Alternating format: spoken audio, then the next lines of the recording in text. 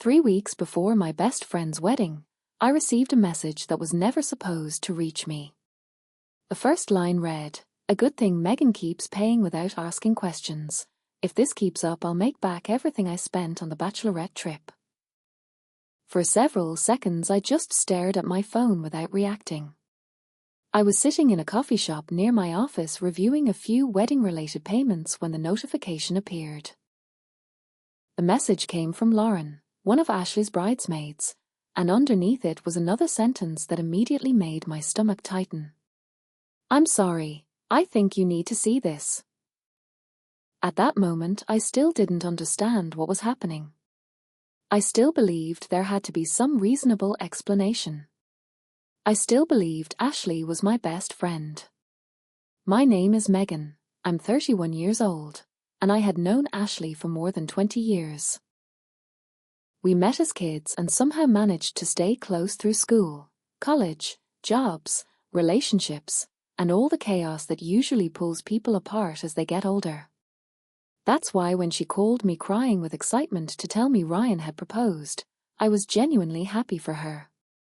I still remember that phone call because she could barely get through a complete sentence without laughing. She told me every detail, how he had planned the proposal, where it happened, how surprised she was, and how excited she felt about starting the next chapter of her life. Before hanging up, she said something that seemed incredibly sincere at the time.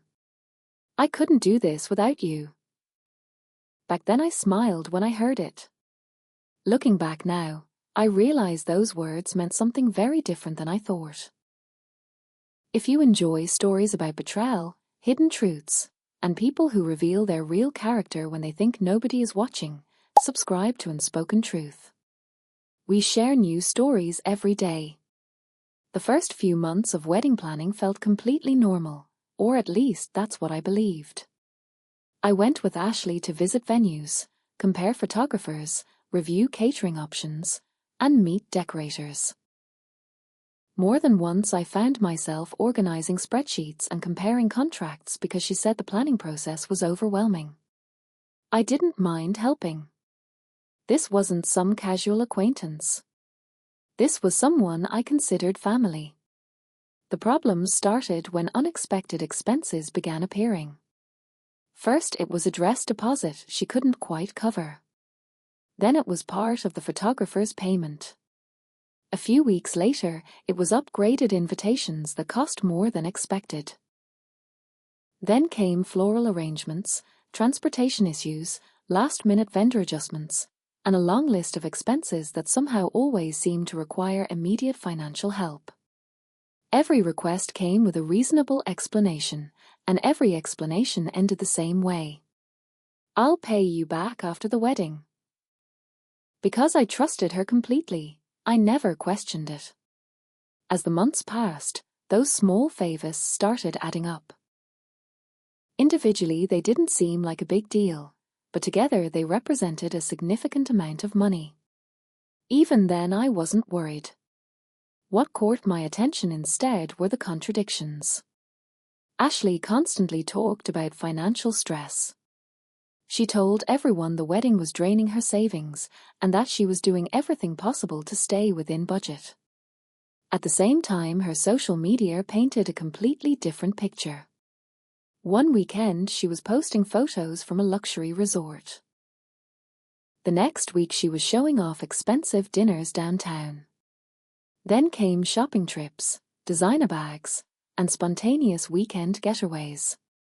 Every time I asked about it, she had an explanation ready. Discounts, rewards points, gifts, special promotions, family favors. The explanations sounded reasonable enough, and because I wanted to believe her, I accepted them without pushing further. The first moment something genuinely felt wrong happened during a bridesmaids planning meeting. I arrived slightly late because of work and immediately felt like I had interrupted something. Conversations stopped for a second when I sat down. A few people exchanged quick looks before continuing as if nothing had happened. At first I ignored it, but throughout the evening I noticed something strange. The other bridesmaids kept referencing decisions I knew nothing about. They discussed conversations I had never been part of and brought up plans that had apparently already been finalized. I spent most of the meeting trying to figure out whether I had simply missed a few updates or whether something else was happening. The uncomfortable feeling stayed with me long after the meeting ended. Over the following weeks, the pattern continued. I was involved in fewer decisions. I learned about changes later than everyone else. Meetings seemed to happen without me. Somehow I kept becoming less important whenever opinions were needed, yet I remained extremely important whenever money was required. At the time, I couldn't quite put that observation into words, but looking back now, the pattern seems embarrassingly obvious. Everything started making sense the day Lauren accidentally slipped up. We were talking after a makeup trial when she casually mentioned a private group where most of the wedding planning was being coordinated. The second the words left her mouth, her expression changed. She immediately tried to move on and pretend she hadn't said anything, but it was already too late. That same night, I called Ashley and asked about the group directly. She laughed and brushed it off, saying it wasn't important, claiming someone had probably forgotten to add me and that they only used it for minor planning details. Her explanation sounded believable on the surface, but something about it felt wrong. For the first time, I didn't fully trust what she was telling me. After that conversation, I started paying closer attention. I noticed how discussions seemed to stop whenever I approached. I realized important decisions were often made before I even heard about them. I discovered that certain gatherings happened without anyone mentioning them to me. Nobody was openly hostile. Nobody insulted me. Nobody treated me badly in public. That was what made it so difficult to identify. It wasn't direct rejection. It was a slow, deliberate exclusion that became harder and harder to ignore. The bachelorette trip finally convinced me that my instincts weren't imagining things. I had helped pay for part of the trip and genuinely hoped the weekend would help rebuild the closeness that seemed to be disappearing between us. Instead, I felt like an outsider almost from the moment we arrived. There were inside jokes I didn't understand, conversations that seemed to pause whenever I joined them, and a constant feeling that everyone else knew something I didn't. I spent most of the trip telling myself I was overthinking everything. Weddings are stressful, emotions run high, and groups of people naturally form smaller circles. At least that's what I kept telling myself. On the final night of the trip, we were all having dinner when one of the bridesmaids raised a glass and congratulated Ashley for everything she had sacrificed financially to make the wedding happen. Ashley smiled, lifted her drink, and thanked everyone for recognizing how hard she had worked. Several people praised her dedication. A few even toasted to her generosity. Not once did she mention the help she had received over the past year. Not once did she acknowledge the money other people had contributed. She accepted every compliment as if every sacrifice had been hers alone. I remember sitting there quietly, listening to everyone celebrate her effort while feeling a strange sense of distance growing inside me. That night I returned to my hotel room with an uncomfortable question running through my head. For the first time in more than 20 years, I found myself wondering whether I actually knew my best friend at all, or whether I had spent years holding onto a version of her that no longer existed. For days later, sitting in that coffee shop with a cold cup of coffee in front of me and Lauren's message open on my phone, I finally got my answer. Because that first screenshot wasn't the only one. There were dozens more waiting underneath it, and the further I scrolled, the more I realized I wasn't looking at a single bad joke or one careless comment. I was looking at months of conversations happening behind my back, conversations where my name appeared over and over again, not as a friend, not as someone important to the bride, but as someone they could use. And with every new message I read, I got closer to discovering something that was about to destroy a 20-year friendship. For several minutes I sat there staring at those screenshots without knowing exactly what I was feeling. Part of me still wanted to believe there had to be an explanation, some missing context that would make everything seem less terrible than it looked. But every new message destroyed another excuse. At first I found comments that could almost be dismissed as bad jokes. Then I found conversations where people talked about me as if I weren't a person at all, but rather a convenient resource. Finally, I reached the messages that removed any remaining doubt. One of them read, "If Megan ever finds out how much the bachelorette trip actually cost, she'll lose it." Another bridesmaid responded with laughing emojis, and then Ashley replied, "Relax, she never asks questions." I still remember reading those words because they hurt far more than any amount of money ever could. It wasn't the financial part that bothered me. It was realizing that the trust one had spent years building was being treated as a joke in private conversations. I kept scrolling and eventually found something even worse. Months earlier, one of the bridesmaids had asked why I wasn't included in the main planning group. Ashley's response was still sitting there for everyone to read. Because she always has an opinion, and she's already helping enough as it is. Several people reacted with laughing emojis underneath the message. I stared at the screen for several seconds because I finally understood something I had been refusing to admit. They hadn't forgotten to include me. Nobody had accidentally left me out. They had made a deliberate decision to exclude me while continuing to accept everything I contributed. Suddenly, all the awkward moments, the strange conversations, and the uncomfortable silences started making sense. That afternoon, Lauren sent me even more screenshots. The deeper I went into those conversations, the clearer the situation became. It was obvious she had been uncomfortable for a long time and had finally reached a point where she couldn't stay silent anymore. Thanks to her, I discovered that several of the expenses Ashley had asked me to help cover didn't match reality. Some costs had been exaggerated. Others had nothing to do with the wedding at all. A few appeared to be completely invented. Every new piece of information felt like another crack forming in a friendship I had spent more than 2 decades believing was unbreakable. When I got home that evening, I opened my laptop and started digging through everything. I searched old emails, reviewed bank transfers, checked receipts, and pulled up months of messages. For nearly 4 hours I worked through every financial favor I had done during the previous year. At first I assumed the total would be uncomfortable. Then I thought it might be surprisingly high. What I found was far worse. The number sitting at the bottom of my calculations made my stomach drop. I had contributed far more money than I ever realized. Enough to take a long vacation. Enough to buy a decent used car. Enough to understand exactly why keeping me around had been so valuable. That night I barely slept. I spent hours staring at the ceiling replaying conversations that suddenly carried completely different meanings.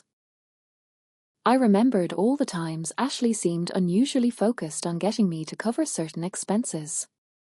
I remembered occasions when she dismissed my opinions but still expected my support. I remembered moments that felt slightly off but that I had ignored because questioning them would have meant questioning a 20-year friendship. The more I thought about it, the harder it became to deny what was right in front of me. 2 days later something happened that completely destroyed any hope I still had of fixing the relationship. Several bridesmaids had been invited to lunch to discuss final wedding details, and despite everything I decided to attend. A small part of me still wanted to hear Ashley explain herself. Maybe I was being naive, but I needed to know whether the person I had trusted for so many years was still somewhere underneath all of this. For the first hour everything seemed normal. We talked about decorations, schedules, guest lists, and seating arrangements. Then Ashley stood up holding a glass and asked everyone for their attention. The room grew quiet almost immediately. She smiled, thanked everyone for their support, and announced that she had made a decision regarding the bridal party. At first I assumed she was talking about dresses or ceremony logistics. Instead, she said my name. She explained that she wanted to simplify certain aspects of the wedding and believed I would be more comfortable attending as a guest rather than continuing as a bridesmaid. For several seconds nobody reacted. Some people looked down at their phones. Others suddenly seemed very interested in their drinks. The silence around the table felt almost painful. What surprised me most was the look on Ashley's face. She seemed prepared for a confrontation. Maybe she expected me to cry. Maybe she expected me to argue. Maybe she wanted a dramatic scene that would allow her to paint herself as the victim. What she got instead was complete calm. I simply nodded, wished her the best, picked up my purse, and walked out. I didn't raise my voice. I didn't accuse anyone. I didn't create the scene she was clearly expecting. By the time I reached the parking lot, I felt a strange mixture of sadness and relief. Sadness because a friendship that had lasted more than 20 years was ending right in front of me. Relief because I no longer had to pretend I didn't see what was happening. A few moments later I heard footsteps behind me and turned around to find Lauren jogging across the parking lot carrying a blue folder under her arm. The second I saw it, I recognized it. I had seen that folder at several planning meetings. Without saying much, she handed it to me. The moment I opened it, I understood why she had followed me outside. Inside were budgets, invoices, planning notes, and vendor information related to the wedding. As I flipped through the documents, Lauren began explaining things she had noticed over the previous few months. Several numbers were completely different from the ones Ashley had given me. Some vendors charged far less than she claimed. Personal expenses had been mixed into wedding expenses. In a few cases, money seemed to disappear entirely without any clear explanation. Eventually Lauren admitted that she had been uncomfortable for a long time. She had heard too many conversations about me. She had seen too many situations where everyone simply assumed I would continue paying for things regardless of how I was being treated. The more she talked, the more obvious the truth became. The betrayal hadn't started that week. It hadn't even started that month. It had probably been happening for much longer. The only difference was that now I finally had proof. That evening I spread every document across my dining room table and carefully reviewed each one. It was then that I discovered something that changed everything. Many of the most important wedding contracts were actually under my name. The photographer, portions of the decor, transportation arrangements, and several reception services had been booked directly through me because Ashley claimed she was too busy to handle everything herself. I sat there staring at those contracts for several minutes without moving. For the first time since reading those screenshots, I stopped thinking about what Ashley had done and started thinking about what I was going to do next. Because I had just realized something she probably hadn't figured out yet. A significant portion of that wedding was still standing because of agreements that existed only because I had chosen to help her. And after everything I had just discovered, I wasn't sure I wanted to keep doing that. That night I barely slept. For hours I sat at my dining room table surrounded by contracts, invoices, bank records, emails, and vendor agreements while trying to process everything I had learned over the previous few days. The more I reviewed the paperwork, the clearer one uncomfortable truth became. The money was never the real issue. If Ashley had honestly asked for help, I probably would have continued supporting her without hesitation. What hurt was discovering that someone I considered family had spent months taking advantage of my trust while making fun of it behind my back. As I continued sorting through the documents, I stumbled across something that completely changed the way I viewed the situation. Many of the wedding's most important contracts were tied directly to me. a photographer, portions of the decor, transportation services, and several reception-related arrangements existed because I had personally handled them when Ashley claimed she was overwhelmed and needed help. I sat there staring at those papers for several minutes because for the first time since receiving the screenshots, I stopped thinking about what Ashley had done and started thinking about what I was going to do next. Over the following days, I chose not to respond to any of Ashley's messages. I needed time to think clearly, and honestly, I had no interest in listening to excuses anymore. Meanwhile, she seemed to become increasingly anxious. At first, she acted as if nothing had happened. She sent casual texts asking about minor wedding details and tried to continue our conversations as though our friendship was completely intact.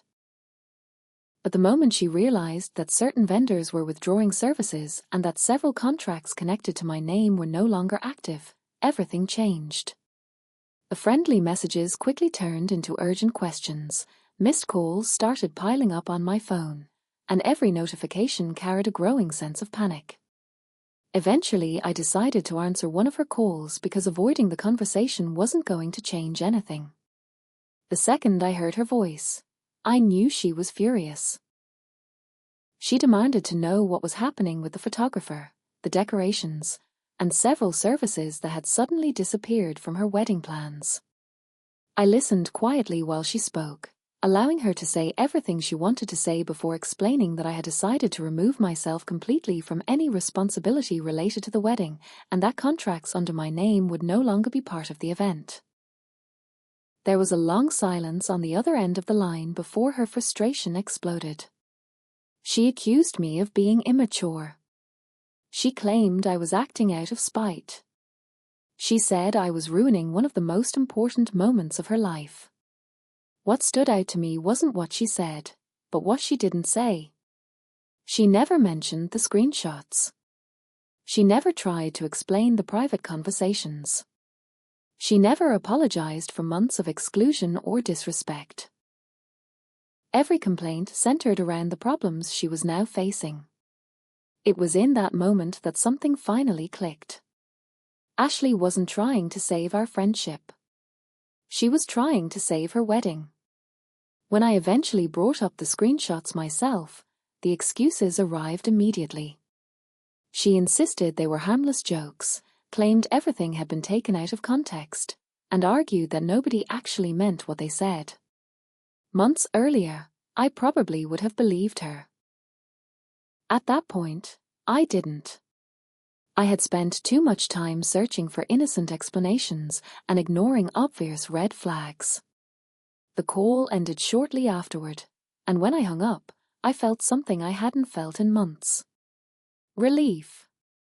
The constant pressure, the endless requests, and the emotional burden I had been carrying for so long were finally gone. I assumed that would be the end of things, but there was still one person who hadn't heard the full story. Up until that point, I had deliberately avoided involving Ryan because I didn't want to drag him into a conflict between friends. A few days later, however, he called me himself. He sounded confused, concerned, and honestly overwhelmed. He explained that he was hearing completely different versions of events from different people and no longer knew what to believe. After thinking about it for a while, I agreed to meet him because I genuinely felt he deserved to know the truth. We met at a small coffee shop one rainy afternoon and spent more than an hour talking. I showed him some of the documents I had gathered, explained how many of the financial contributions had actually worked, and eventually shared some of the screenshots Lauren had sent me. As the conversation continued, I watched his expression slowly change. What seemed to affect him most wasn't the amount of money involved. It was realizing how much of the situation had been hidden from him. According to Ryan, Ashley had presented a completely different version of reality. He believed most major wedding expenses were being covered by the two of them and had no idea how much support had come from other people. He knew nothing about the private group chat, the comments being made behind my back, or the way I had been intentionally excluded from important decisions. Toward the end of our conversation, Ryan sat quietly staring at the table for several moments before asking me a question I still remember perfectly. He wanted to know why I had done so much for someone who treated me that way. The answer came naturally.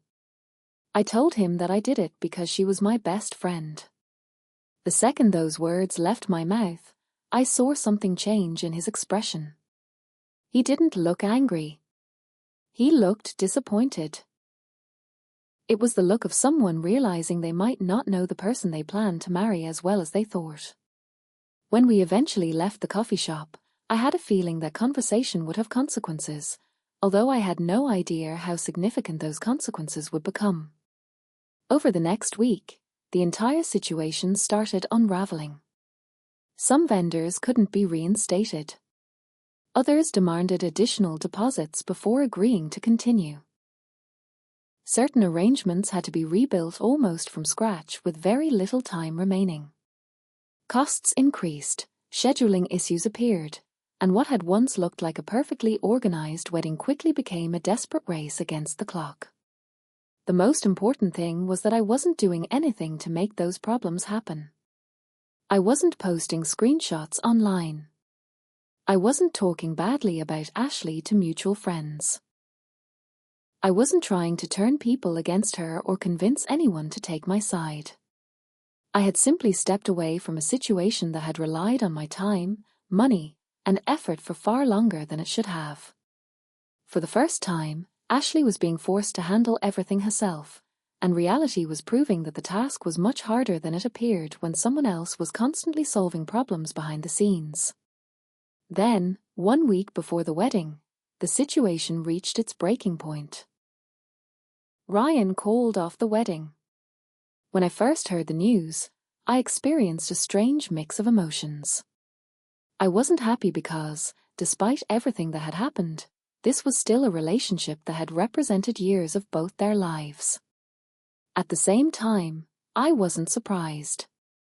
Trust is one of those things people rarely think about until it's gone, and once it's broken, rebuilding it becomes incredibly difficult. From what I later learned, Ryan and Ashley had several long conversations after our meeting. The issue was no longer about money or wedding logistics. The problem was that he had started questioning things he once accepted without hesitation, and the more questions he asked, the more inconsistencies he discovered. Eventually, the damage became too significant to ignore. As news of the cancellation spread, family members started asking questions. Friends did the same. Conversations that had been avoided for months suddenly became impossible to ignore. Contradictions surfaced, old concerns resurfaced, and people began connecting dots they had overlooked for years. What started as a conflict involving a wedding eventually exposed a pattern of behavior that extended far beyond wedding planning. Several months later, I learned that Ryan had officially ended the relationship for good. Apparently, they attempted to work through things for a while, but trust never returned. Without trust, there was no foundation left to build on. The last time I saw Ashley was nearly a year later. We happened to run into each other at a store completely by accident. For a few awkward seconds, neither of us knew what to say. Eventually, she walked over, and we ended up having a brief conversation. It wasn't hostile. It wasn't emotional. It was simply two people acknowledging the reality of what had happened. At one point, she apologized. Whether she was completely sincere or not honestly didn't matter anymore. By then, I had already accepted something important. Sometimes friendships end long before we realize they're over. The only thing that changes is the moment we finally stop pretending otherwise. When we said goodbye, I felt sadness, but not because the friendship had ended. I felt sad for the friendship I thought I had, for the version of Ashley I believed existed, and for the years I spent ignoring signs that were right in front of me. Today, when I look back on everything that happened, I don't think about the money. I don't think about the contracts or the cancelled wedding. What stays with me is the lesson. Some people seem to value you only as long as you're useful to them. The moment they stop needing you, their real character begins to show. Discovering that truth can be painful, but it can also be freeing. In the end, I learned something I should have understood much earlier. Walking away from someone who uses you isn't losing a friendship. It's reclaiming your self-respect.